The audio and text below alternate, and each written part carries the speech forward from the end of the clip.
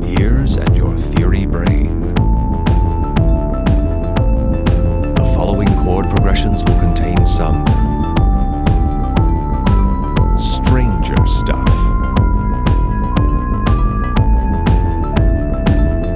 This is Music Student 101. Your hosts, Jeremy Burns and Matthew Scott Phillips.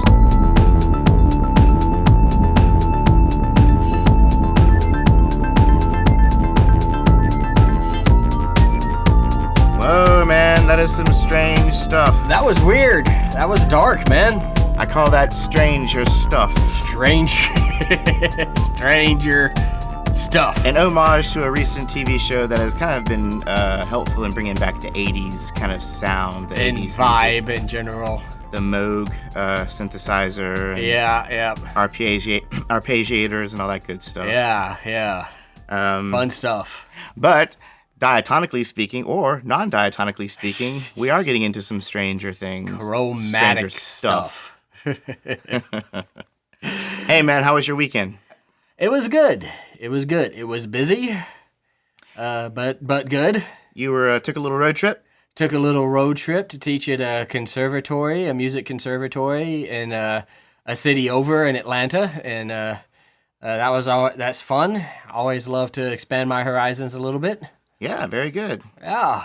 Good place to get your name out there, get some work done, teach some students. Yeah, that's what I do. So, yeah. My weekend was pretty crazy. I played two in a row. I did 2 in a row. Oh, wow. I played Saturday night with my band Jasper Cole, the Irish band. Oh, yeah. No, I'm sorry. That was Friday night. That was Friday.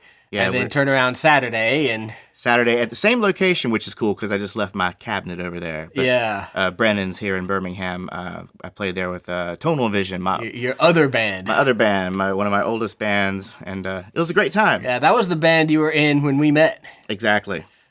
Still Been kicking. around for a while. Still having a good time playing music.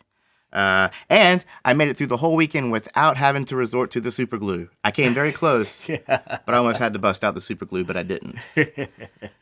You bass player, a little trade trick. A little trade trick with the super glue.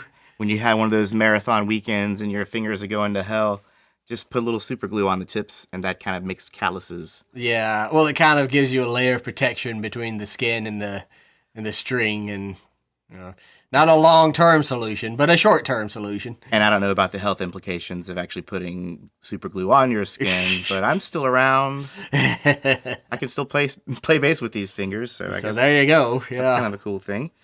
Hey, another thing that happened, well, this wasn't actually this weekend, this was last weekend, but I did see the band Greta Van Fleet. Ah, very nice. Performing on Saturday Night Live, let me clarify. So a lot of people probably saw that. And I gotta say, man, that is a hard-rocking and highly talented group of young guys. Yeah, Very exciting music. And Metallica came to town this week as well. it has been a weekend of rock, actually. A week of Yeah, rock. it has. I was kind of surprised at how many of my friends were perplexed at my not attending the Metallica concert. Apparently, they thought, well, you should be going to this concert. And I thought, well, number one, I've seen Metallica like 6 or 7 times in my life. And That's pretty good, man. yeah. And number two, it was on a Tuesday night and I had to get up the next morning in adult. So it kind of wasn't going to happen. Wasn't going to happen. But yeah, Metallica came to town today. So we've had a busy week of music here in the Ham. Indeed, we have. But back to Greta Van Fleet, because a lot of people give them flack for kind of just copying Led Zeppelin. Yeah. I didn't find that to be the case. I think that they rocked in their own cool way. Yeah. And the lead singer he kind of sounded like Robert Plant meets Geddy Lee meets James Dio. Yeah. It wasn't straight up Robert Plant, but it was very yeah. inspired by that style. And the musicians were great. And the second song they came up, the guitarist took up an acoustic. The bass player walked back to the organ and played the organ much in a JPJ kind of style. Yeah. And he was using his feet for the bass lines on those pedals. All right. So- Yeah. Well, bass player / organist. So hats off to Greta Van Fleet. And Yeah. If you want Jeremy or I to ever play organ, that's going to be extra. I can tell you right now. yes, we'll charge extra for the pedals. Yeah. We're going to charge like 10% extra for each manual. Greta Van Fleet, if you're listening and you feel like our Music Student 101 has helped you at all, you can send the Doom Buggies to this address. Right here, yeah. Just write us and I'll give you the address. And then the check for $1 million. Yeah. Same address. Yeah. I promise I'll split it up with Matt after the service fees. Yeah. There you go. All right, now, let's see. That's all the jive talk I've got, man. It's pretty good. It's been kind of a crazy week. Yeah, totally. And it continues to be a crazy week. Oh, it might get crazy because we're expecting snow tomorrow. Yeah, I was just about to say, we're, the snowpocalypse is coming. And, we Southerners take a lot of flack, much of it well-deserved, I will admit, for kind of freaking out over 2 inches of snow. But we are continuing to freak out over 2 inches of snow. Guys, we just can't handle it. Yep. Yeah, it is the infrastructure more than anybody's psychology or anything. Or people lack think that like Southerners psychologically freak out over snow. It's not so much that. It's really just our infrastructure is just not built to deal with this at all. We don't have salt to put on the roads. We don't have the big vehicles to shovel the snow out of the way. We just don't have any of that stuff because it never snows down here. So when it does snow, there's just nothing we can do about it. We're not afraid of a soft, cold powder. Yeah, right, yeah. It's not that so much. It's just, We're not afraid of the snow. We're afraid our infrastructure is going to fail because it's snowing. And I would argue we have good reason to fear that, because it very often does. So anyway. Well, I am afraid of getting hit in the ear by a snowball. I don't like that at all. I don't like that either, but you can avoid that. And all the milk and the bread in the world's not going to help that. You got to teach your children well. Yeah. Okay. The milk sandwich is, yeah. Hey, man, let's move on. Let's read a listener review. Let's do that. You want to take this one, Matt? I can do that. So we have a new review from BDNRN from Australia. Leads you up to the imagination. Yeah, there you go. Just whatever you want to say that is. So 5-star review. Thank you. And they say exactly what was needed. I am an aspiring songwriter / producer. Upon learning how to use Ableton software, that's a good one. Ableton's a good one. I realized there was a huge missing piece to my songwriting knowledge: music theory. Yes, that is a huge missing piece. It will absolutely help you. The missing link. I hit my head against the wall for a while trying to learn from the internet. I wouldn't do that. Books, YouTube videos, yeah, definitely no. Sometimes. But you got to check your sources, just like anything. Yeah, a lot. Quickly, this is sort of why we do this podcast, is we found these sources sort of great for if you knew everything already or if you knew nothing already, bad for anybody in between, right? So exactly. But nothing stuck until I found Music Student 101. Now I have 2 friendly boys from Alabama. That's us. Howdy. Yeehaw. Which is actually a Texas thing. Forget I said that. Yeehaw, yeah, that's totally Texas. Edit. Yeah, that, yeah. How y'all doing? Woo! Roll Tide. Roll Tide. There we go. That was Alabama. 2 friendly boys from Alabama ready to teach me at any moment. I put the tricky episodes on repeat until I grasp the concepts, and so far have found nothing that Matt and Jeremy couldn't explain in a lighthearted, fun, and comprehensive way. Well, thank you so much. That is what we endeavor to do. You've done a great job with this beginner. My songs are that much better for it, and I definitely feel a lot smarter. Thank you from the tonic of my heart. The tonic of your heart. That's awesome. Isn't that brilliant? That's brilliant. Applying theory into more people ought to make musical references in everyday colloquialisms, in my humble opinion. I concur. And this is, you know why we read these reviews on these episodes, of course. To get big heads and make us feel all good and awesome. Exactly. And it helps to spread it helps to kind of put us out there more. Yeah, right. Podcasts with more reviews just seem to get spread out. Yeah, so definitely if you like us, get on there and give us some reviews, get other people interested. It'll boost our presence. Which boosts the knowledge of theory out in the world in general, which is a good thing. Oxytocin and dopamine get a nice little bp as well. And yours will too, because you'll hear your name over the yes, worldwide. absolutely. podcast. Because we will review and read your stuff. We do this every time. I have a flag system in my mailbox. You will be contacted if you haven't yet. There you go. Now let's get on to our new Patreon patron. I'm sorry. Thanks again, BD. Thank you again, BDNRN. From Australia. Yeah, absolutely. We're big in Australia, man. Most of our correspondence has come from Australia. We're gonna have to plan a little road trip from Australia one day to Australia. Let's just move there. Yeah, we should just move there. I love koalas and kangaroos. And yeah. I don't know a lot of didgeridoos and dingoes. Yeah, dingoes. The animal, the dingo, and we probably just lost all our Australian listeners there with that. So never mind now. Never mind. But if we do, got a couch. Okay, got a couch. Yeah. Anyways, we got Kristin Beaulieu. Beaulieu. Which is I think it's probably it's spelled Beaulieu, and if I know my Latin roots, I think that's beautiful light. Mm-hmm. Indeed. About right? Or something like that. What a cool name. Yeah. Kristin. She says, I found you guys on iTunes podcast when I was looking to get back into playing music.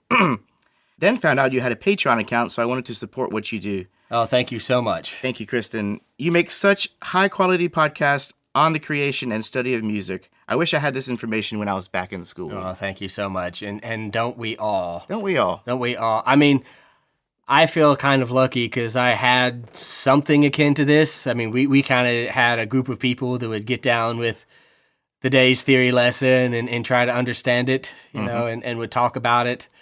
After class, out on the infamous balcony where we all gathered for hacky sack and whatnot. For hacky sack and cigarettes and music theory. Yeah. Does anyone hacky sack anymore? Well, I know no one smokes cigarettes anymore. That's we have all quit, and that's probably a good thing. Indeed. I think hacky sack is still around. Very good. I think people still hacky sack on occasion. That's still a thing. But thank you so much for your support and for your kind words, and we will definitely continue to endeavor to bring you the kind of stuff that is harder to get in formal education. Exactly. Which is what we're here for. Now, moving on. Mm-hmm. Thanks again, Kristin. Thank you, Kristin. And listener mail. We have listener mail. From Karen Wallace of Eugene, Oregon. I've spent some time in Eugene. It is awesome. Eugene is a fun place, isn't it? Yeah, it's really cool. Yeah, it's a great little town stuck over. It's kind of Eugene is kind of like Birmingham to me. I think those two could be sister cities in sort of their atmosphere and quality and. Relative to the South. Birmingham is a fairly progressive city, actually. And yeah, well, I feel like all the progressives in the South come to Birmingham. So, right. Yeah. Eugene is very much the same way, it seems. Kind of hip town. Yeah, kind of hip town. Yeah, yeah. It's a pretty cool place. What does Karen have to say? Karen says, "Hello, gentlemen. Greatly enjoy the podcast. As a lifetime on and off as time allows musician, trumpet to piano to guitar to bass, and also an engineer, I am a theory nerd. Sorry kind of people. Yeah. My last official music instruction was way back in 6th grade. With many A's. way back in 6th grade. Learning the trumpet for school band and to sight read. I can still sight read the treble clef while, of course, now I'm a bassist, and don't sight read bass clef nearly as well, unfortunately. I had the opposite problem. Being a bassist, I was good at sight reading bass clef. Treble clef would throw me a little bit. I was at a double disadvantage when I got into college because I couldn't read either of them. Couldn't read either way, yeah. But we got something for you. All cars eat gas. Yeah, all cars eat gas. But that doesn't even work today because we have... Because now we have hybrids and... hybrids. All cows eat grass, that's what I learned. That's for the spaces. Yeah, and good boys do fine always. Oh, good boys deserve fudge always. That's when I learned. Yeah, there you go. But don't worry, Karen. Good girls also deserve fudge. We just... Yeah, I'm saying in general. Oh, I see. I got what you said, yeah. To be, So in life, the girls deserve fudge too. It's just... Good girls deserve fudge just as much as a good boy deserves fudge. I totally agree. However, for the purposes of remembering your bass clef lines... Good boys deserve fudge always. Good boys deserve fudge always. Moving on. Digression number 1. Yeah, my latest aha moment was during your modulation episode. Nice. As a jazz fan, I have known about modulation, but the sense of it never clicked for me. Sentences like, the 6 is the new 2, were to me like multivariable calculus equations might be to you. A language I recognize, but a sentence I couldn't parse. You are correct. Not in my case, because I don't recognize calculus at all. I have no inkling. Yeah. Yeah, I get the idea, but we could digress on my incomplete understanding of calculus if we wanted. Let's not. Your explanation finally sank into my understanding, and that feeling when the light bulb comes on and expands a new vista of understanding and thus appreciation of music is just fantastic. So thank you for the effort and obvious love of music you bring to us podcast listeners. Thank you so much, Karen. We love to hear your kind words. A side note, while I don't find the subject super useful in my personal life, the whole counterpoint thing was really fascinating. Reminds me of writing code. That's interesting. Isn't it? Creativity within seriously constrained boundaries. Yeah, that sums up counterpoint beautifully. Have a great day from the beautiful Pacific Northwest. Hey. Thank you so much, Karen, for your kind words. I've probably talked about it on the podcast, but there is always, it seems like to me, in that in the study of theory, and it sounds like for Karen in the study of calculus and other things too, that light bulb moment when you're sort of struggling, and then it all kind of clicks together, and you realize the sort of fundamental mechanic behind what you were doing. Right. Yeah, and that usually happens about your second or third theory course in college when you're a college music student. Yeah. For most of us, somewhere between like the second half of the second course and the first half of the third, that it sort of clicks together. It's like, oh, this, and you can do it. So yeah, that's fascinating. I'm sure that happens in other subjects too. It's cool to be able to relate music to your discipline or whatever you do. Right. Yeah. I imagine that could only help. I think it helps you understand other higher concepts. Well, I know it does. I mean, studies have been done on this kind of thing, right? Yes, they have. We talked about a few. We just talked about them, yeah. Yeah. Children and music. But it anecdotally, it definitely helps you understand other complex things like calculus or sociology or anything. Because once you understand one complex subject, your brain kind of has practice at absorbing complex ideas. And so it can absorb complex ideas regardless of subject easier and better. Yes. We say all the time, studying music isn't necessarily about turning out professional musicians. No. You're not necessarily doing this to become a professional musician one day in your life. Sometimes it's just about becoming a deep person with understanding of the world and of subjects. Well, I think I set out to have the former, but when the former didn't work out, I embraced the latter just as much as I ever did. I mean, I love music still. Yep, just because I'm not in a stadium in front of hundreds of thousands of people doesn't mean I don't. Yeah, well, I think you qualify as a professional musician, though. Oh, well, maybe you're right. Making income off your music playing. I think that qualifies. Hey, as of recently, thanks to our good Patreon patrons like Karen. Absolutely. And Kristin. Thanks to you wonderful people, it definitely qualifies. Hey, another fun thing about Karen. She is officially our first Patreon patron to finally take us to task on the 15-minute question. Oh, wow. Yes, she is. Patreon patrons who give us $5 or more a month can ask us a question, and we will record a 15-minute response to whatever is tickling at your brain, music theory-wise. Yes. Now, her question is... We're not going to tell you what her question is. We're not going to tell you. She has a great question. It is a great question. And a question that is applicable to actually many people, I would think. But for only $1 a month, you can get on patreon.com/musicstudent101. And for $1 a month, you can hear her great question and our answer to her great question. And see cool stuff. And also see cool stuff and all sorts of other things for just $1 a month. Now, isn't that worth that? I mean...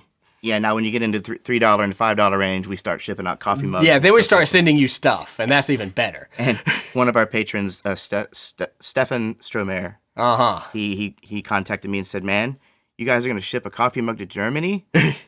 That's so nice, but how are you gonna? That doesn't sound very sustainable." Kind of was his point, Yeah, right. And he has a good point because it costs many more times of that mug to ship it to Germany, but not as much as one might think, for one thing. Yeah. And all of our Patreon patrons who have been with us from the beginning, and I'm talking about Michaela Comine, Keith Andrews, Christopher Freiberg, Mitch Levesque, Matt Chung, our first 5 Patreon patrons, and everyone since then are still with us and true to this day, 7 months later. Yeah. So it works out on our end. So I have confidence that the ones that are here are really the hardcores and the faithfuls, and they'll be with us hopefully for a while. And anyway, we want you to have a coffee mug. We want you to have a coffee mug and think about us. Yeah. While you drink your coffee or whatever you drink from that 18-ounce beauty. Absolutely. So there you go. All right. So, what are we talking about today? Well, we did do a bit of a theory episode on the secondary dominant chord, 5 of 3. Yes, we did. 5 of 5. And 5 of 5, yes, we did. 5 of 5 or 5 of 6? I'm sorry, you're right, 5 of 6. Well, we've done just about everything at this point. Yeah, we have. The 5 ofs, but we have not done a harmonic progression episode. Yes. On basically the 5 of the mediant and submediant. And for newcomers, this is where I test Jeremy's ability to actually hear these chords in practice and hopefully give a little insight on how to do that. Well, I actually have an agenda for today. Would you like to hear it briefly? Let's hear it. Recap and review diatonic chords. Yes, we can do that. Then secondary dominants. We can do that. Then we're going to talk a little bit about the 5 of 3 and the 5 of 6 in major and minor. Let's do that. And then the final item, of course, is Torture Jeremy. Torture Jeremy. Which I can definitely do that. Yes. So. People seem to enjoy that. Yes, we do. So you're actually going to play some examples while I listen and attempt to decipher the harmonic progression. And we'll be listening for 5 of 3 and 5 of 6. Yeah, the 5 of 3 and or the 5 of 6, and we'll see what happens. Yep. I got my pencil. Yeah, always pencil. And my notation paper. And we are ready to figure that out. Let us begin with a quick discussion on diatonic chords, because we have talked about this before. Okay, yeah, we have. It's one of our past episodes. Yeah. I don't have the episode number on me, but that's okay, because you're going to have to scroll through the other episodes and see what else we have to offer on your way. It's kind of like Google Maps routing you through McDonald's and all that other stuff that I'm sure they do. Probably. More marketing expertise going on here. Yeah. So let's talk about those diatonic chords. So a diatonic chord is a chord that is constructed using the notes of the major or minor scale that you're in, and not taking any of the other notes. Mm-hmm.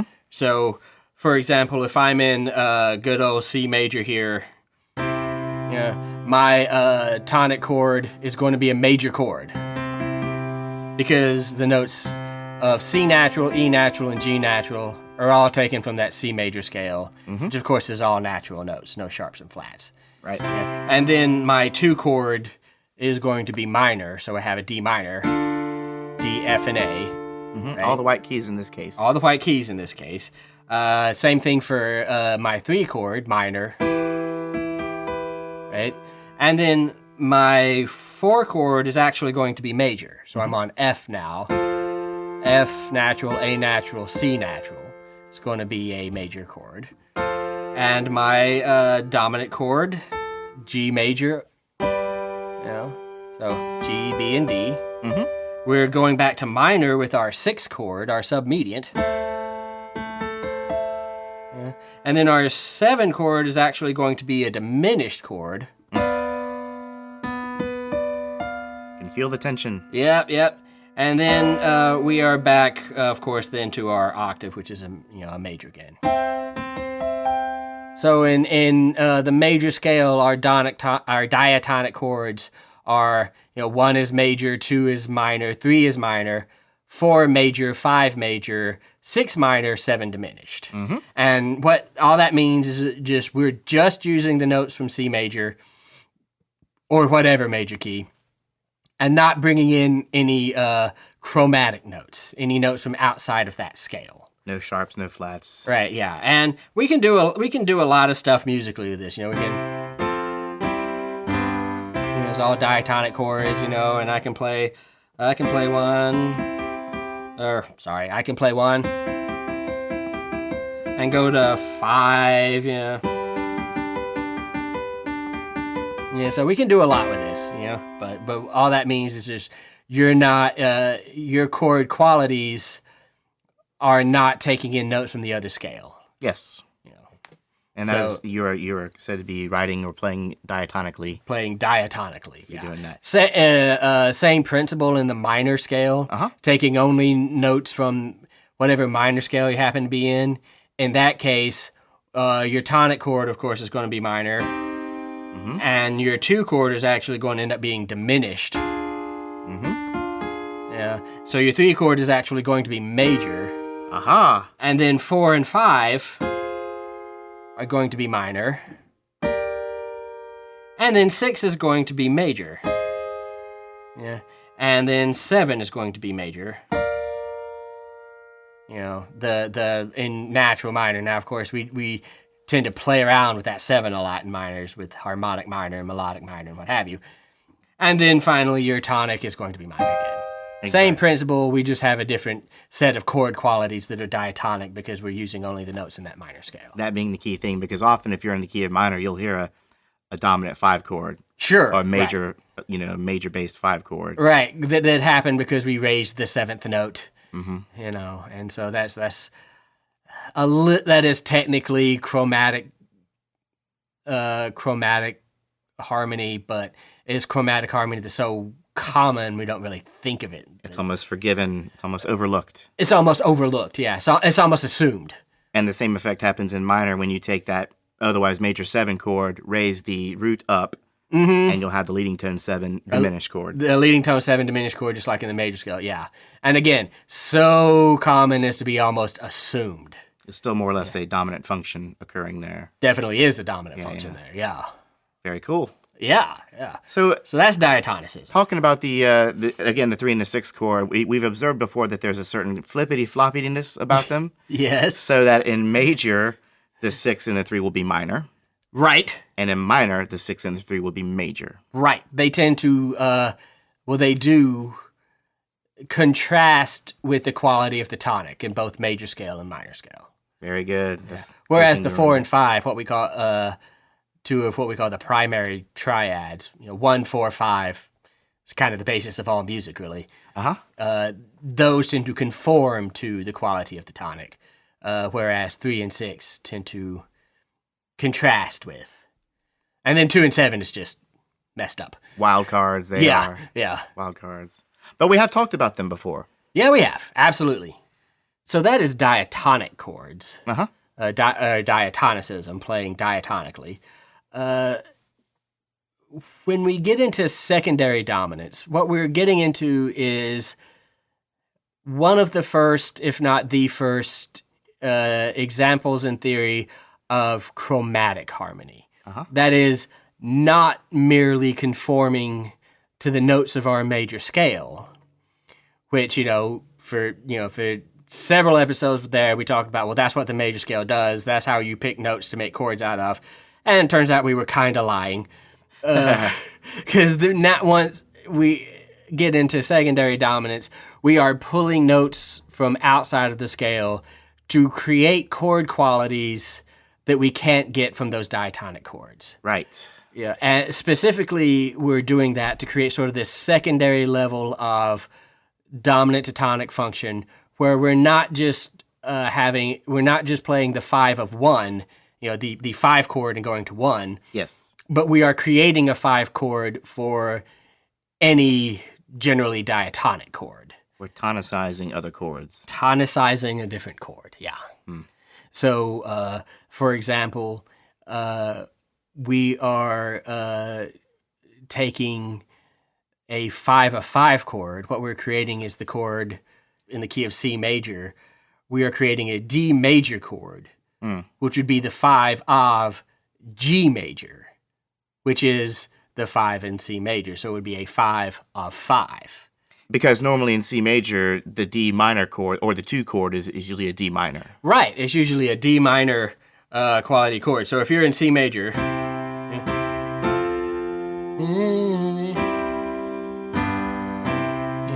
what you're usually going to have, so we got 1, is a minor 2 chord, right? Yes. In D minor, and then from there we probably go to a 5, and then probably from there to a 1, right? 1, 2, 5, 1. Yeah. Diatonically. That is diatonic. So with a secondary dominant, in practice, what we're doing is raising this F to an F sharp. So we're taking that F sharp from outside of our scale. Yes. And we are creating a 5 of 5. So we would be going 1, and then we would call this 5 of 5. Major. Major 5 chord. 5 of 5 leading to 5 leading to 1.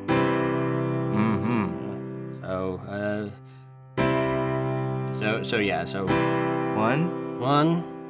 Let me try to do this fluidly. 1. 2. Or actually 5 of 5. 5 of 5, yes, because it's major. 5. 1. Interesting. Yeah. Put us in another place for a little bit there. Yeah, just added a little bit of color, a little bit of spice, a little bit more of that chromatic feel. Now, that kind of works out pretty good in this situation because the 2 chord has what is called a predominant function. Right. So it kind of wants to go to 5 anyways. Right. You're just kind of reinforcing and strengthening that tension by adding that F sharp. Right, yeah, which that F sharp is wanting to pull up to G natural. Right? Yes. That half step below wants to pull up to that note. Which is a strong force too because it's pulling up to the root of the next chord, right? Yeah, so imagine a 5/7 to 5, which would have 2 of those tendency tones wanting to pull into G major. We would even further strengthen. Well, let me get my pedal going. 5/7 to 5. Yeah. To 5. Yeah. Into 1. Now Yeah. 1 almost sounds like a 4. Yeah. Isn't that funny? Yeah. You run the risk of almost sort of tonicizing and sounding like you're in G. Yeah. Just playing these examples and stuff, out of context. But when done with a certain amount of nuance and right, yeah. it can almost go unnoticed. Yeah. Or just feel like chromaticism in a key, right?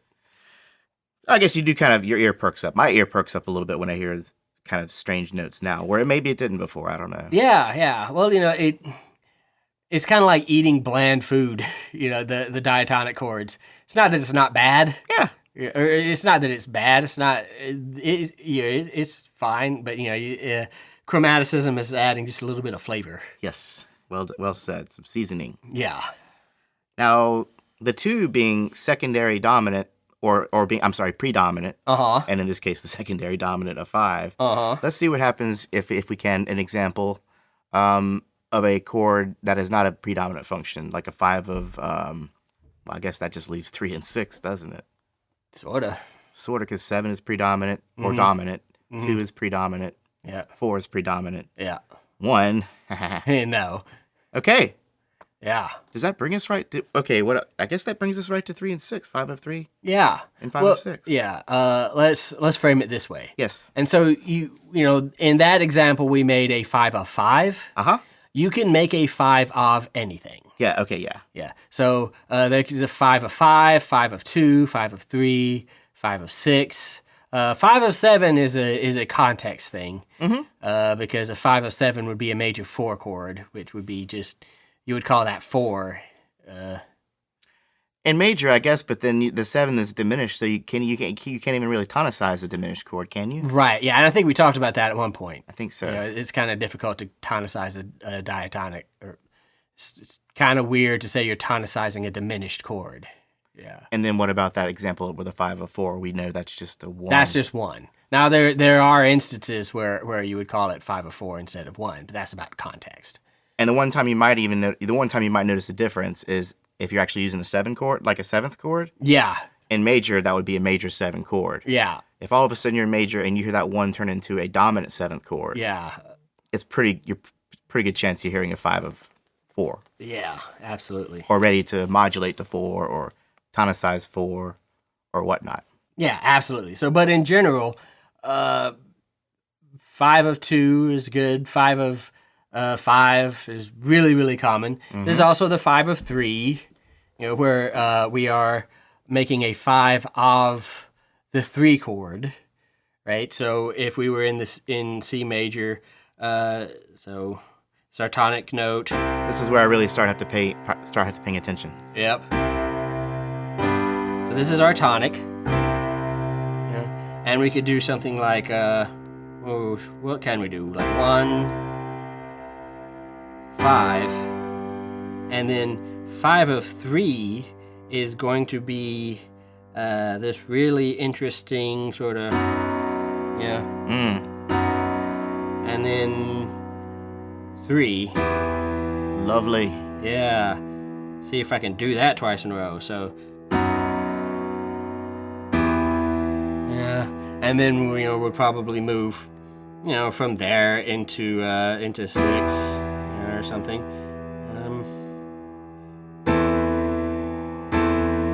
Yeah, and then from 6 to 2 to 5 to 1.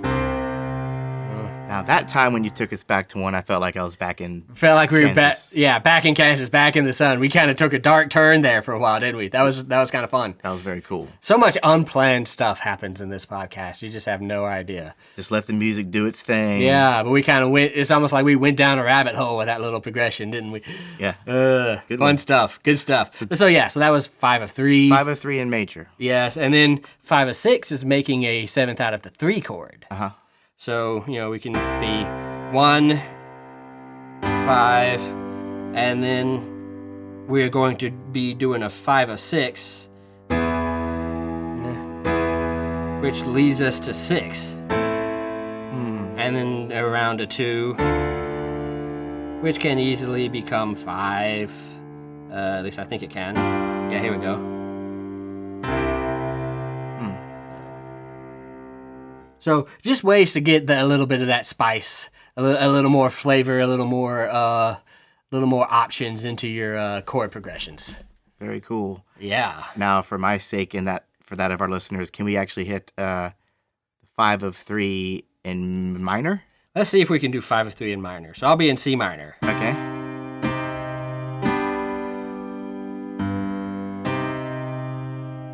And let's see, we'll do 1.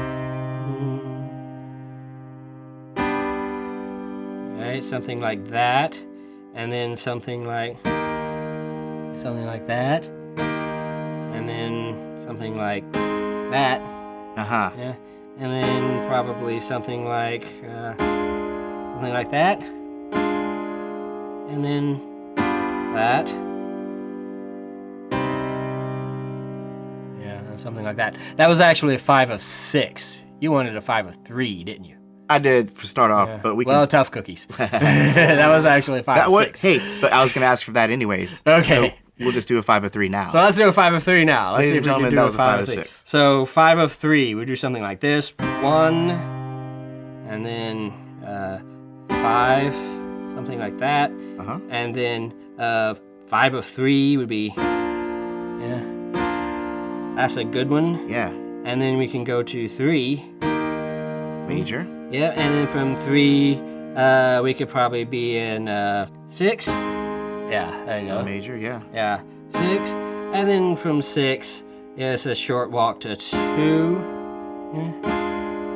2, 6, 4, actually. That's pretty cool. Yeah, and then 5. And then 1. So that's your 5 of 3 in minor. Yeah, creating a little bit of chromaticism there. Now, to me, the 3 and the 6, that mediant relationship they share. Yeah. Sometimes when I'm hearing a 1 go to 3 chord, I might actually think it's going to 6 and vice versa. Yeah. Because what I'm hearing is in a major key. When I hear a minor chord, I'm thinking most likely that was a 6. Yeah. But it could have been a 3. There's just some subtle differences that you we're have here to be discuss. careful. You have to sort of engage your theory brain a little bit. Do a little bit of reasoning, a little bit of deduction. Yeah, a little bit of rationing. Yeah. Well, on that note, let's hear the Hear five, the 5 of of 6 in minor. In minor in comparison. So Yes, we'll try to do a very similar progression just for the sake of comparison. Mhm. We'll do 1. We'll do 5. And then we're going to try to do like a 5 of 6 here, huh? So maybe 5 of 6. 5 of 6 to 6. Oh, I did 5 of 6 again. We need to be doing 5 of... No, we did it right. Okay, we did it right. we did. All right. I'm all confused. We'll have them all at some point. 1, 5. And now we need to do 5 of 6. So let's do something like 5 of 6 to 6. It's like it's lifting and lifting. Yeah, and then once we're at the 6, it's pretty easy to go to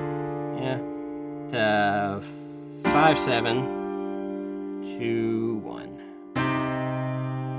Oh, that was useful because I think in both cases you did the same progression, right? The first one you did Pretty much, yeah. 1 to 5 to 5, To 5 of 3 to 3 to 6, and I just to 2 to 5. to 1. 2 to 5 to 1, and then in the second one I just did 1 to 5 to 5 to 5 of 6 to 6. to 2 to 5. Yeah, so I just left out 5 of 3 to 3 and instead just did 5 of 6. I feel like in the situation, in the scenario just now presented, in the key of minor, of course, Yeah. the 5 of 6 had more of a, how did you put it, stratification to it? Yeah. Like it's kind of going up, raising into the stratosphere, kind of Yeah. lightening up a bit. Yeah, that may be kind of the general rise up in the middle of voices that just happens just in creating those chord tones. And your voice leading skills might have played to that as well. Probably not. My voice leading skills. You might not give improvising on the keyboard suck really, really hard. You might not give yourself enough credit on that. But anyway, so that's the idea behind these secondary dominants and what we're listening for. If you think, oh, that's chromatic as heck, I will definitely get that, don't be so sure. Because we are really dealing with very subtle levels of chromaticism with the secondary dominant. So sometimes they can sound like diatonic chords if you're not paying super close attention. Right. I mean, in the case of 5 of 2, yeah, the only accidental is that F sharp, which is pretty close to the key of C. Yeah. You know, it's just that one extra sharp would be the next thing in the circle of fifths anyways. So. Yeah. So you're just adding in F sharp. You're just playing F sharp instead of F. That's a fairly minute difference. Indeed. And then let me think. So in the 5 of 3, in minor, that may be diatonic. Yes, because that's well, the 7 no, chord. we're having B flat. Yeah, that's going to be diatonic. Yeah. So yeah, sometimes it's just is it diatonic? Because we're doing B flat major, right? It's 5 of 3. Key of C minor. In C minor, yeah, it is diatonic. B flat, because the 7 is major and minor. Yeah. Right. Yeah. There you go. So yeah, it's going to be diatonic. So you're not always going to be able to listen for what you're going to want to listen to is chromaticism, that pull towards a note that is not tonic. Tension, tendency tones. Tension. Yeah. And if they feel like they're being relieved or if they're being resolved, yes, good chance you just heard a instance of secondary dominant. Yeah. function. And how much tension are you hearing? And it's a question of practice and experience learning how to gauge the level of tension. Yeah. Because there's a certain amount of latent tension even in diatonic chords, but there's just more in the chromatic chords like secondary dominants, which is why we do them in the first place. Yes. To have more tension. More intrigue. Yeah, bring more emotion out of our chord progression. You can kind of audibly explain things better. You can explain emotions better. Yeah. You know? And get into deeper emotions and get into sort of emotional storytelling. Complex emotions. Yeah. Oh, I'm in this really dark place that kind of comes to light, you know. Or, you know, my sadness has this noble, heroic quality to it because of all these major 5 chords, you know. Yeah. Yeah, you can get into more subtle levels of you know, not just happy or sad, you know, which is easy. Hey, one of our listeners wrote in suggesting, I'm going to bring this up on the next episode, I think. Okay. But one of our listeners suggested we do like songwriting kind of not competition, but like exercises. Maybe say, hey, you guys write a song about this, or you write a song about that at the end of the episode, and see if we can do it. Get some people, or if they can do it. Oh, if they can do it. If our listeners, yeah, That'd be interesting. We challenge them. Yeah, that would be interesting. Because we are planning on doing an episode based on our listener compositions, and I'm getting more and more excited about that. Yeah. We just need some more compositions. Yeah. And more listeners. Yeah. Okay, Matt. Am I digressing away from my torture? Yeah, you're procrastinating is what you're doing. Pushing the torture.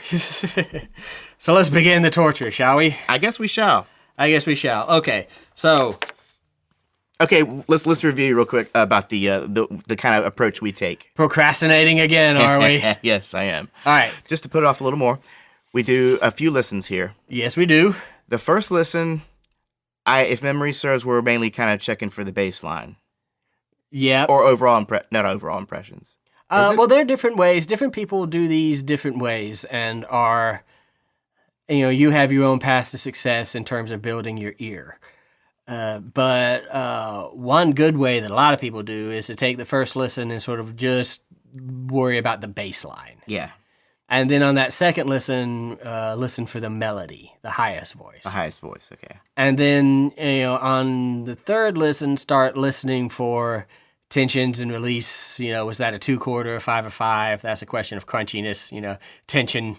You're paying attention to the harmonic motion. This time around. Yeah. Because it's already kind of in your subconscious from the first 2 listens. Right. By that time, hopefully you're starting to put it together. And then whatever remaining listens you have, start putting together and finalizing. And I know some teachers make you fill in the 2 middle voices, but I don't think you really... Some do. I never have. You don't take me to task on that, fortunately. Yeah. I should probably start, but... no, we'll just deal with the outer voices right now. Okay, you saw the look of terror on my face when you said that. When all bloodless over there. Let's wait till the most complicated episode to start. Let's get into those German augmented chords, and then you can start making me fill in the middle 2 words. Yeah, because then they're going to be really important in that. But yeah, okay. So let us be in G major. Great. My little key signature.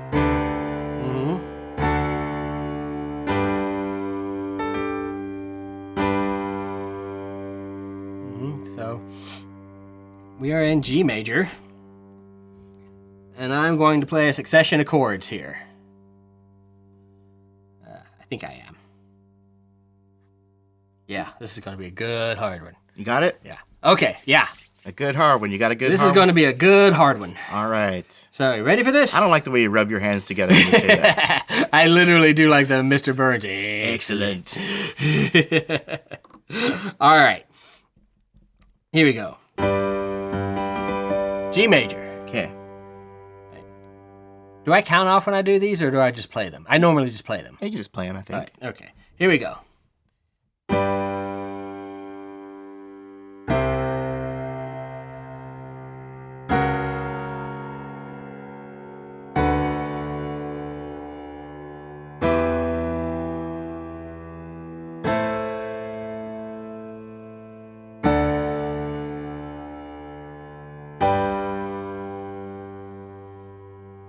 Wow, that was a lot of chords. That was a lot of chords. I definitely got lost in that one.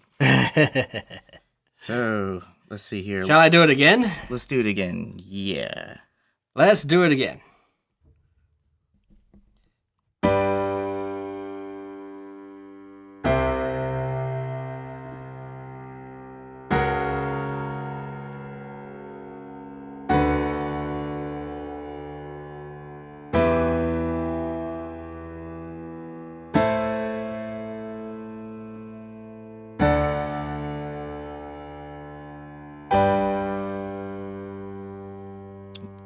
Okay, believe it or not, I think I might actually have been able to hang with the bass line. at Okay, least. cool. Yeah, I was doing it in octaves to sort of help you out a little bit. I appreciate that. I appreciate that.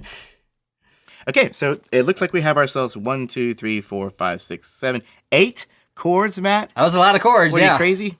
Yeah, well, with the secondary dominance, you have to kind of get yourself back around to one. That's so- true. Yeah, it takes a little more time to get there. So it on this level, hopefully 2-5-1, maybe even 6-5-1, it's just something you sort of recognize, right? To some degree. Yeah. To some degree. Okay, let's see, shall we? Yes. So the first chord, one chord, One. as it typically is for these things. Yeah. As typical, yeah. Now I think I heard it go down to the fourth. Pretty good. So yeah. that's gonna be a C, or a 4. Or yeah, scale degree 4, in this case, C. And then I think it actually stepped up a half step to C sharp. Yeah. And then where does the sharp want to go? Back up another half step to that, what is that, a D? That's a D. Now here's where it got a little foggy. I want to say maybe it went up another step to the E. Yeah. And then skipping up a third to the tonic, G. I'm not sure about that. Yeah, maybe. Definitely good ears was skipping up, but maybe it kind of skipped up A little more. to 2. Okay, I'm going to make that change. Yeah. I'm not going to make everyone else listen to that again. Well, it's actually kind of helpful because this is a great place to engage your theory brain, Yeah. right? Because we're at the place in the chord progression where we went, and that doesn't sound like 1, does it? No. You can almost hear the 2-5-1 coming, right? Maybe, yeah. And I thought, I knew it wasn't a 1, but I thought maybe it was a 3 or something like that. In there. Yeah. And this is why, like I say, at some point, maybe when you can almost hear the 2. Now I did hear that 5. Yeah, 5. Yeah. 1. And then back up to the Yeah. 1. So great place to engage your theory brain. Between, from a 5 to a 1, what probably preceded that, and when you jumped up from that E. Theory brain is kicking in a little bit. So Yeah. let's can we count that one more time? Play the progression so I can count out the bass line to you. Absolutely. I can. So, scale degree. 1, 4. I can't sing that low. One more time. Okay. 1, 4, sharp 4, 5, Yeah. And then 6, 2, 5, and 1. I didn't hit those notes on the top every time, but you got the idea. We get the idea. What's Okay. important is that you hear them. Craziness. Okay. Craziness. So let's check out the melody one time. What do you say? Okay, first of all, I'm going to hear this chord by itself so I can try and figure out exactly which note it is. Okay. So. Oh, it's a 5. 5. So we're starting on 5. Wonderful. So it's going to be a D note in the key of G. A lot of teachers also give you the bass note and the soprano note too. So, yeah. That's nice. So you're getting extra credit for determining that. Hey, thank you. So, melody line this time. Okay.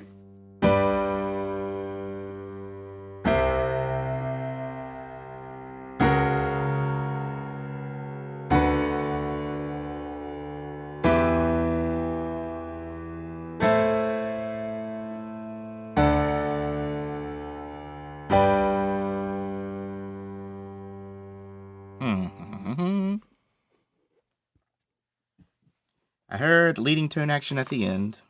Mm-hmm. 7 resolving to 1. Yeah.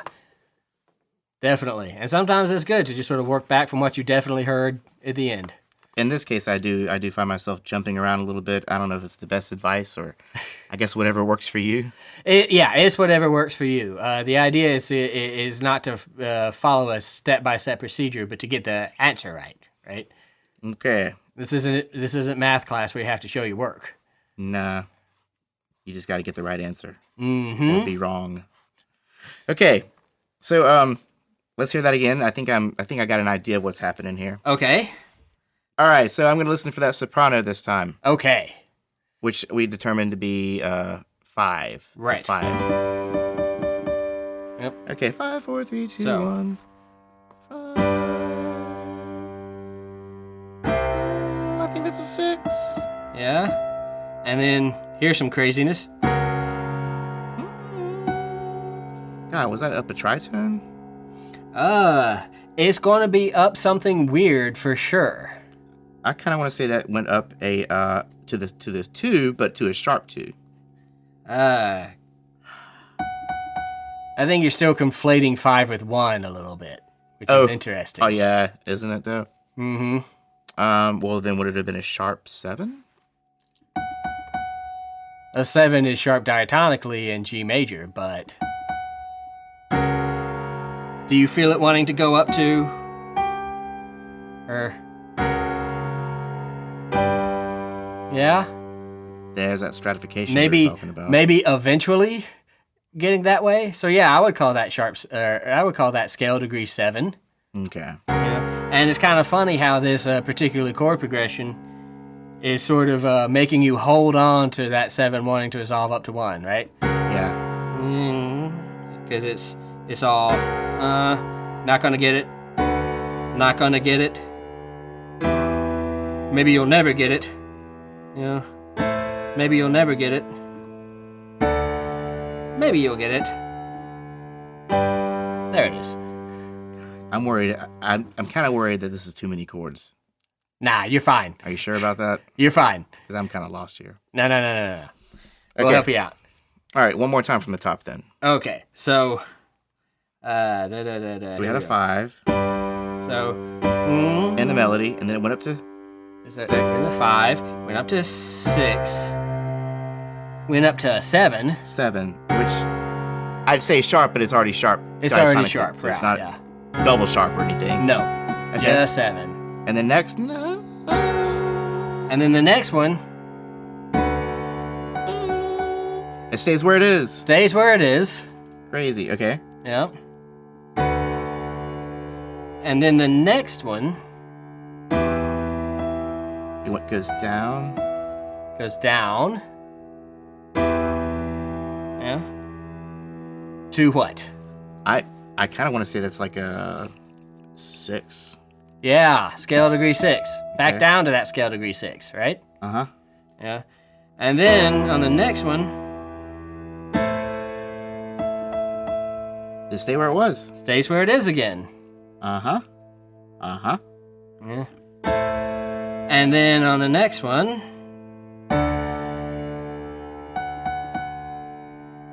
Ooh. That's the 5. No.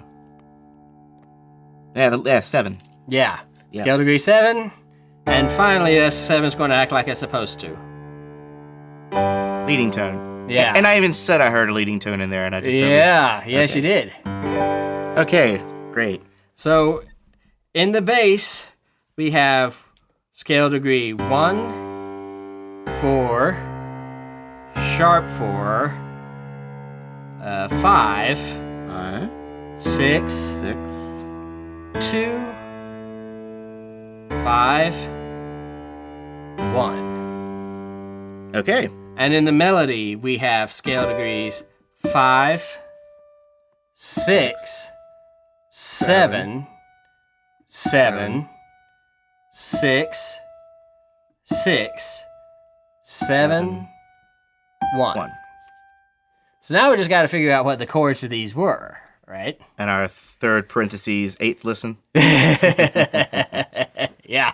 We're just going to kind of listen to the harmonic content, and I'll make some educated guesses, and we'll see how I do. Yeah. Okay, then. Educated guesses are fine at this point. Okay. And I'll be nice and give you one fair warning. There may be some chord inversions in here. So don't just be thinking root position stuff all the time, Okay. because I don't think that's necessarily what's going on. No. But okay. So Got a 1 chord. that's a 1 chord. That sounds major. In the key of major, that sounds predominant. I'm going to call that a 4. Hmm. Something weird happens. Something weird happens. And you can, if you want, you can put a parentheses by the weird stuff. Uh-huh. That is okay. Mm-hmm. Yeah. And then... Minor. Mm-hmm. And then... I want to call that a 6. Yeah, good plan. Minor, I'm thinking that's a 2. 2. 5. Good old 5. Unmistakable. And 1. And 1. So there's one little spot in the middle where I kind of crumbled. So there's one spot in the little, and that's not a terrible thing, right? I mean, that's where the craziness is. So there's 1, 4, craziness, 6, 2, 5, 1. Yes. Right? Now let's talk about this craziness, okay? Okay. Because in the bass, this is the third chord of the progression. Can we Third chord of the progression. Can we get there real quick? Yeah, so sorry.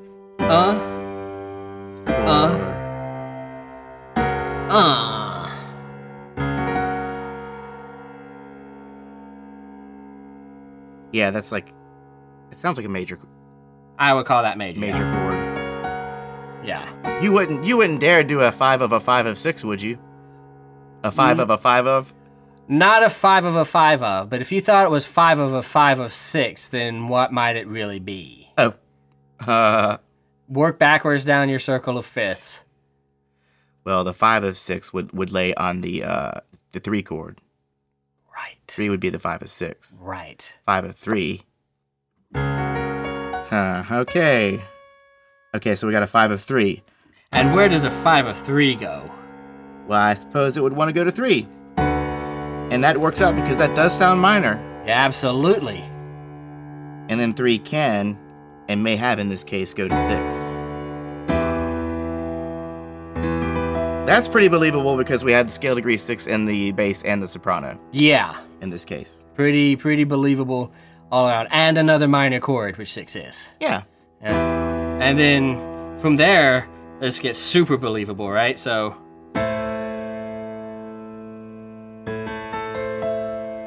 That's just straight up first inversion 2 chord. Yeah. Well, I'm sorry, root position. root position 2 chord. 2 chord, yeah. Mm-hmm. And then... Just a 5. That's just good old 5. I don't hear any 7s. Nope. No 7s. Indeed. 1. Yeah. I guess I could have put a 5, made that a 5/7 just to mess with you if I'd... Hey. just to continue to mess with you. I've been messed with plenty on this one. But I think I'm ready to read this out. All right. Okay. So then, let's read it out. Okay. 1 chord. 1 chord. 4 chord in root position. 4 chord in root position. 5 of 3 chord, which, The inversion here will be interesting. yeah, okay, so I gotta actually think about this. I gotta use my theory brain here. Yeah.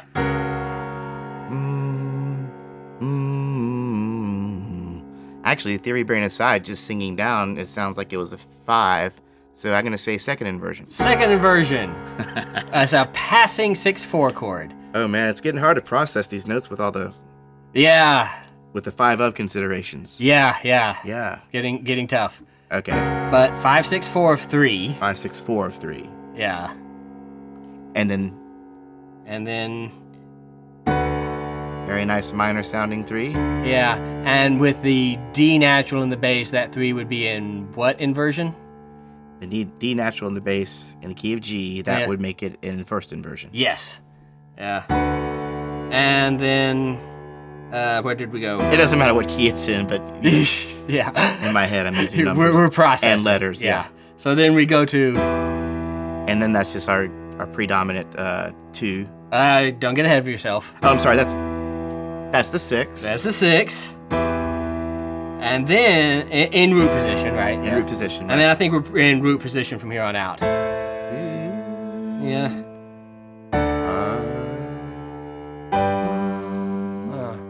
Oh. Yeah. So, and good job on those inversions. That is not easy. Thank you. So, 1, Kind of got them. 4, 5, 6, 4, 3 to 3. Yeah, to 3, 6. 3, 6. 6.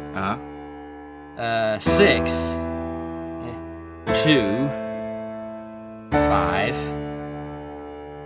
1. To have been in a major key, that was a very minor sounding progression. We spent more time in the dark. We did spend more time. It's funny how that happens, right? Yeah. And so just because you're in a major key doesn't mean you have to be happy all the time, right? Yeah, and just because you hear a bunch of stuff in minor doesn't mean you're in a minor key. Yeah. Go listen to some Schubert or Chopin, or Brahms, and some of those, the sort of subtle little emotions. They called it the Romantic era because emotions were the key thing, right? Right. So go listen to all those subtle little variations that they can do. It's really awesome. Cool. Yeah. Okay, let's do another. Let us do one more. What key are we in? We are in the key of C minor. Okay.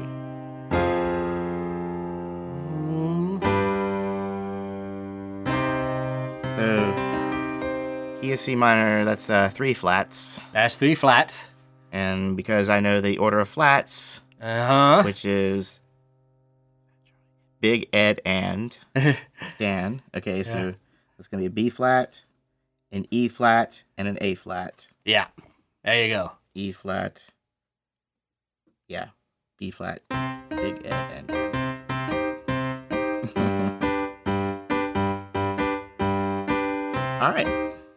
All right. C minor. Okay, ready? Yes, sir. Here we go. Think about that bass line. Trying to think about that bass line.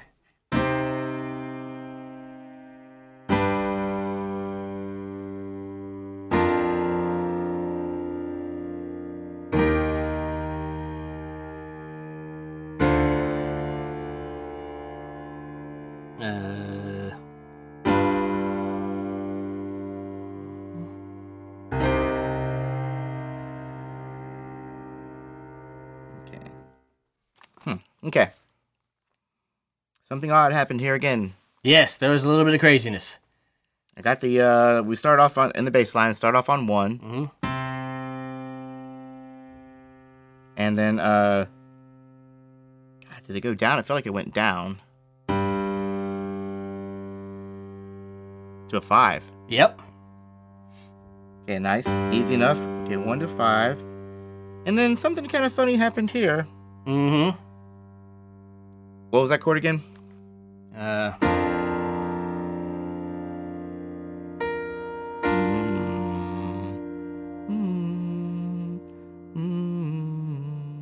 That feels very 5-y, down to 5. Yep. In the bass, 1, 5. It steps down to a 4. Oh, that felt... It's walking down. Yeah. So logically, I'm thinking that's a 3? I think it's a 3. Yeah, okay, 3. Yeah.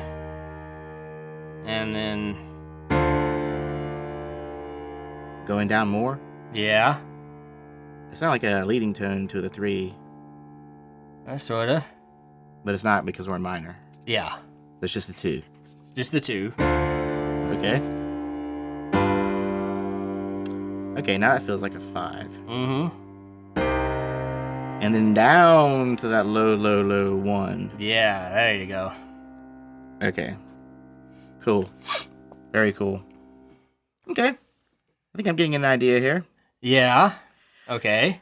Now for my, quote, second listen, we'll get that soprano.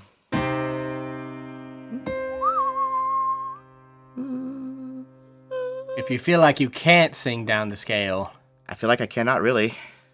I felt that before and I've been wrong, but this time I'm feeling pretty solid about that being a root note. That's the tonic. I'm gonna put that C up here. Yep. Okay. Okay. So.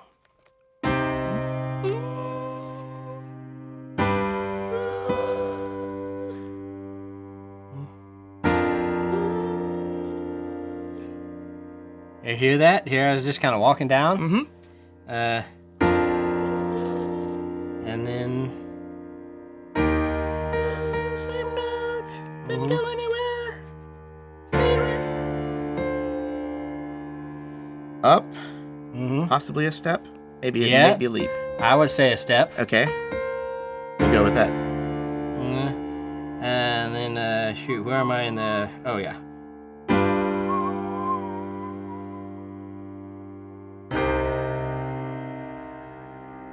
Okay.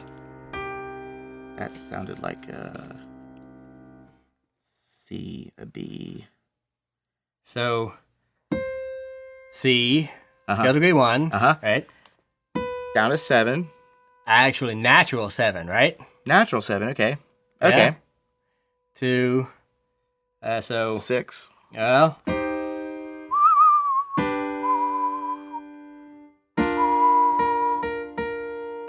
So we went... Oh. Sharp. Chromatic walk down. Yes, it is. So that's actually going to be it's just a straight chromatic walk, so I guess we're going to flatten that B. Mm-hmm. So flat 7. Yep.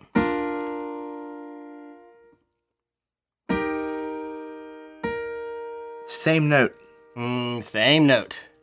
Easy enough. So that's B flat. Mm-hmm. I'm flattening it like it needs to be, but it's just... And Okay. then... Okay. This is where I get a little bit confused. But I might just say that's a 1. Good guess. 1, and then... And, what did I do? That is the natural 7. Uh-huh. And then there's only one place that can really go. Back up to the 1. Oh. Okay. Okay, now I have the bass line and the soprano line. Yes. So it's time to start talking about chords. Okay. I'd say just hit me and see what happens. All right. I'm just going to hit you and see what happens. Oh, you were a little bit nicer. 1, 2, 3, 4, 5, 6, 7. Only 7 chords on this one. Okay. Here we go. Ready? Uh-huh. Minor 1. That's 1. That sounds like a 5. Yeah.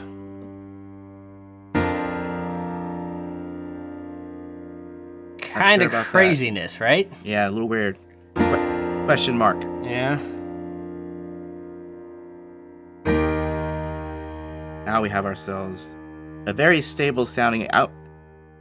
I almost want to call it a 3 chord. Mm-hmm. Let's call that a 3 chord. Okay, 3 chord.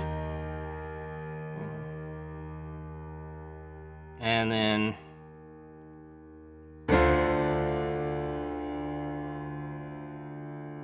Wow, what a strange chord. Or is it? Maybe engage your theory brain. If you know you have D in the bottom, in the bass, and C natural, what are some chords that might... I'm definitely hearing what I think... It's like a diminished or a... Yeah. Okay, so it's going to be some kind of dominant function. Maybe. Okay. 2. Yes. 2. 2 what? Let's see here. And we're in the key of, let me just do this in my head, vocally here. Yeah. We're in the key of C minor. Uh-huh. I got a 2 chord, which would normally be a D diminished chord. Yep. But instead of a D, assuming I wrote this right, what note is this? I have an A in the bass. Mm-hmm. So that is D, F, A. D, F, A, flat, C. That makes it a 7 chord. 2, 7. Yeah. 2, 7. Okay. Moving to... 2, 7, 2, 5. Yep. And then once you get to 5... It's pretty straightforward. Fun's over, yeah. The fun's over. Okay. Okay. I think I'm ready to call this out here. Okay. I use my theory brain. I use some chords. Okay. All right. All right. Ready? All right. Here we go. So, 1. 1. Mm-hmm. 5. Mm-hmm. 5 of 3. 5 of 3. What inversion do you think? Scale step 4 and the 5 of 3. So that's B flat, right? Is the 5 of 3. B flat chord is the 5 of 3. Uh-huh. Okay, so the note is F, which is the 5th of the B flat chord. So I'm going to say second inversion. Yeah. 5, 6, 4 of 3. 2, 3. 3. And then 2. And what did we decide? Second inversion? 2/7 in 2/7. root position. Root position. Okay. Yeah. And we did 5. what kind of 5? That sounds like a 5/7 chord. And then And then 1. yeah, there you go. See?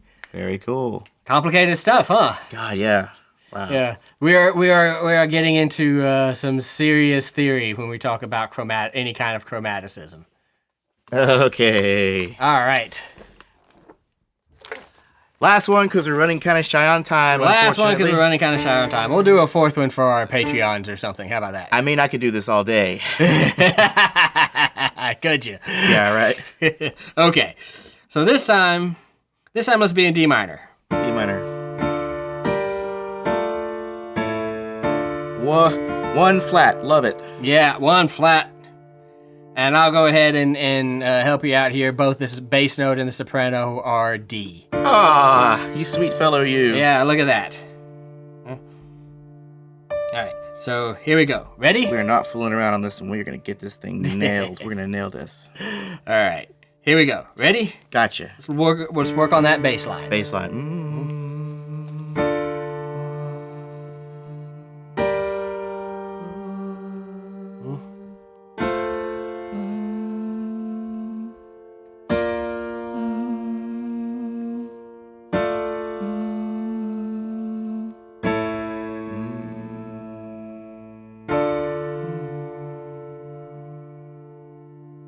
Okay.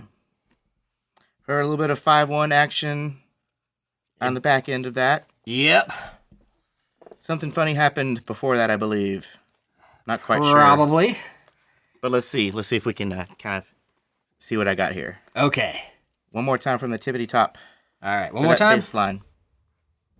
Oh, yeah, I'll call out the bass line. Okay, as call we out go. the bass as we go. Okay. I'm going to try to, anyways. All right. Okay. 1, 4, 5, 6. Mm-hmm. Oh, I missed that one. 6. And then I think it's back down to 5 again. Yeah. Uh-huh. 5. Really low. 1. Mm-hmm. Okay. You're being nice to me, aren't you, Matt? Ah. You got to start easy and then get harder, not the other way around. Yeah, well, what are you going to do? But I think I got that bass line, didn't I? I think you did. That sounded pretty good. So it's a 1. Well, am I getting nicer or are you getting better? Maybe I'm getting better. Let's go with that. Okay. Let's go with that. That's my story, and I'm sticking by it. So like I said, we had a 1, 4, 5, 6, 5, 5, 1. Yeah, that's no the bass line. chromaticism. No weird chromaticism. No, Not yet. Not in the bass line. not in the bass line. Okay. Soprano. Soprano. So let's check out that soprano. So we already said we're starting on 1, the D. Is this the right note? Yeah. An octave lower? Yeah. Okay. So 1.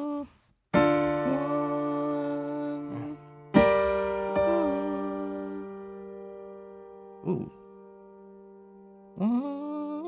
No, I think it just stayed where it was. just kind of stayed where it was. So there's 1, 1.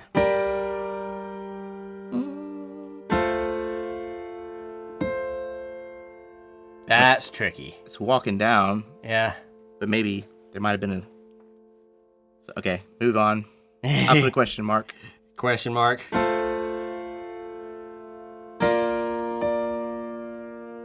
Back to 1. Yeah, good. Uh-huh. Staying on 1. Mm-hmm. 7. Mm-hmm. And when I say 7, I mean leading tone 7. Leading tone 7, yeah. Sharp 7 in Sharp this case. 7 in this case because we're in a minor key. Right. And because, yeah. Or then that would be natural 7, wouldn't it? No, it was natural 7 in C minor because the B flat was raised to B natural. Ha ha ha. Here, the C natural is raised to C sharp. Ha ha ha. Yeah. God. Crazy, crazy, crazy. Okay. So let's go back to this one little weird thing that happened here. All right. So This much was easy. Uh-huh. Right?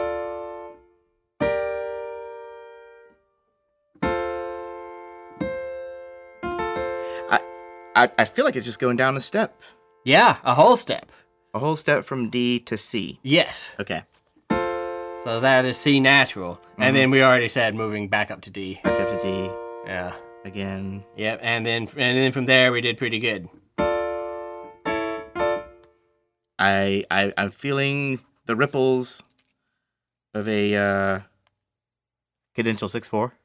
Yeah, Possibly. yeah. Possibly. Yeah, quite possibly. Okay, so now let us give it a listen, and I will use my theory brain And try get those chords going. determine what kind of chords we are. All right. So, Sweet, nice minor chord. yep, 1. 1. Or do you want me to just play it? You can go ahead and play it. I'll call the chords. Okay. I'll try to. All right, so here we go. We got a 1 Mm-hmm. in minor. Minor 1. This is feeling like a 4, a minor 4. Okay. It's minor. The bass line's in the 4. Yep, okay, good. Okay. Something funny is happening here. This is definitely... Craziness. I think this is our secondary dominant. Yeah. What's that next chord after that? Major. I think that's a 6. That is a 6. So, reverse engineering, what was that secondary dominant chord? Probably. That would probably be a 5 of 6. Probably be a 5 of 6. Given that's what we're all talking about? Yep. And then from here, it's pretty darn easy, right? Yeah. Minor, that's just a 1, right? Yeah, 1, except 1. With a 6/4. Yeah, so 1, 6, 4. 5 in the bass. Yeah. 2. Truly 5 in the bass. Truly 5. Yeah. And I don't think that was a 7 chord. Just a I 5. don't think it was either. Nope. Minor 1. Yeah. Okay. Yeah, and so that 5 of 3 then was in what position? Okay. I've been having problems with this, Matt. I'm not gonna lie. You mean the 5 of 6? Yeah, sorry. Yeah, 5 the of 5 6. of 6. Okay. Let's do some math here. Let's figure some stuff out here. Okay. So we know that in the minor key, the 6 chord in the key of D minor, Yep.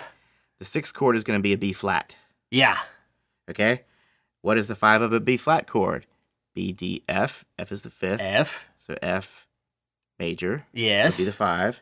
So we got an A in the bass. Yes. So that is the 3rd of the F chord. Right. So F in first inversion. Right. So 5, 6 of 3. 5, 6 of 3. 5, 6 of 6. Oh, yeah, sorry. 5, 6 of 6. 5, 6 of 6. Moving to 6. Moving to 6, and it appears that we do have an A in the bass. Uh-huh. I'm sorry. B flat. B flat in the bass, yeah. So the 6 is in root position. Mm-hmm.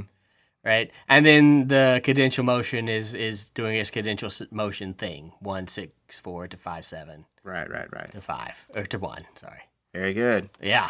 So let's play it one more time, and I'll call it out as right. I understand it. All right. As we understand it, it is 1, 1, 4, 4, 5, 6 of 6. 5, 6 of 6, 6. 6, and then, sorry. Yeah. 1, 6, 4. Yeah, and, yeah. 5, 1 in root position. Yeah. Woo! These are fun, huh? Yeah, honestly, that was more difficult than I expected. I even listened to the theory episode before this. Yeah. Doesn't always help. Hey, there's understanding conceptually, and then there's understanding out in the world, right? Here's something to keep in mind, listeners, because though I seem like the expert on this field, I do get to where I understand it enough to kind of communicate it to you guys. Yeah. But when it comes to ear training, we are getting to a point where I'm understanding it for the time that we talk about it. Yeah. But unless I go back and listen over and over again, Yeah. my ears will not be where they need to be to start identifying some of Yeah, these we're things. getting to a level of ear training that takes practice Yeah. and takes maintaining. And it's way out of the wheelhouse of the things that I normally cover or write or you know, copy or whatever. Because it's, there's sophisticated stuff. When you get into some of that chromaticism and stuff, it's sophisticated.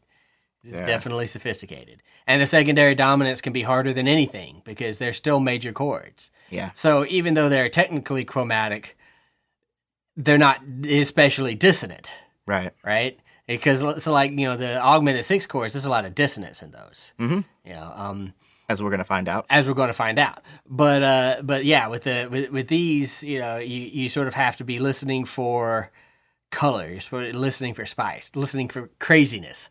Sort of the word we centered on there for a minute. Craziness, indeed. So yeah, it is difficult, and it takes a lot of time and attention, and you have to be really, really good at the easy stuff before you move to the hard stuff. Mm-hmm. The crazy stuff. Yeah, it's a beautiful kind of crazy, though. It is. Well, you know, I mean, if we had just plunked around in diatonic chords, our music wouldn't have nearly the dimension and the complexity and the sublimity that it does. Yeah. Well put. Well, guys, I hope you enjoyed that. Hope you learned something from it. I certainly enjoyed torturing Jeremy. I hope you enjoyed torturing Jeremy too. Yeah, I'm not the masochistic type, so I enjoyed the theory and the brain training I got. The long run, Jeremy will be happy for it, but that was actually kind of painful. I know some of our friends across the pond, Lucy from North Londonish, might have bested me on that one. Yeah, may have. Falling behind. But you keep on listening, I'll keep on practicing. Absolutely. And we will see you again soon. Have a good one.